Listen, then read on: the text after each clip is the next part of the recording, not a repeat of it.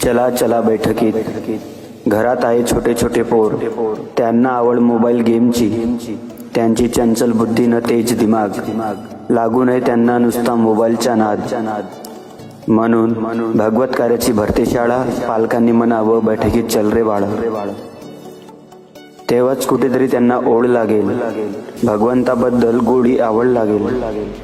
तेव्हाच त्यांना येईल ज्ञान, जीवनात होतील खूप ते महान. वाईट संगतीत ते जाणार नाही, मानव धर्माला बदनाम ते करणार नाही.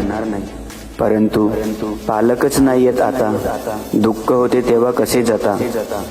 आणि पाहत होता तुम्ही वैद्यवाणी, सुखाच्या शोधात जात होते, ऊन राहो की पाणी. आज बाबाच्या कृपेने सेवक सुखी झाला, बैठकीत न जाण्याचा त्याला बहाणा मिळाला. थंडीचा बहाणा करतो हिवाळ्यात, पाणी तर येणारच आहे पावसाळ्यात. उन्हाळ्यात लग्नाचे बहाणे तयारच राहतात, असे सेवक बहाणे करतात. दुःखी होतास तेव्हा जात होतास यात्रेला, कोंबडे बकरे द्यावे लागे देवी मातेला. वैद्य म्हणे ठेव पुढे दारूची बाटल, काजू बदाम न नोटाचा गुठ्ठल. गुरुज्ञानासाठी सत्संगाची तिकीट काढत होता, आज फुकटच्या चर्चा बैठकीला असेच सोडून देता. नाही चालत इथे कुण्या वैद्याचा वार, बाबाच्या कृपेने झाला आपला सुखी संसार. विसरू न करे मानवा या भगवंताला, ज्यांनी वाचवले तुमच्या जीवाला. पैसे खूप खर्च झाले, व्यसनामुळे खूप बेहाल झाले.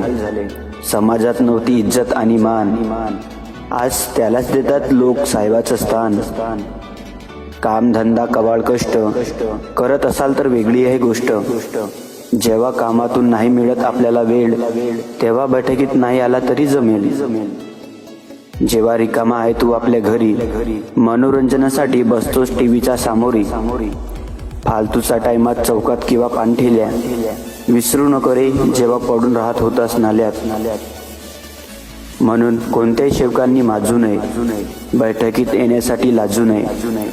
आणि मिळेल इथेच तुम्हाला सुख समाधान. 15 दिवसात फक्त 2 तास द्या, आणि काही चूक भूल झाली ती माफ कराल. नमस्कार.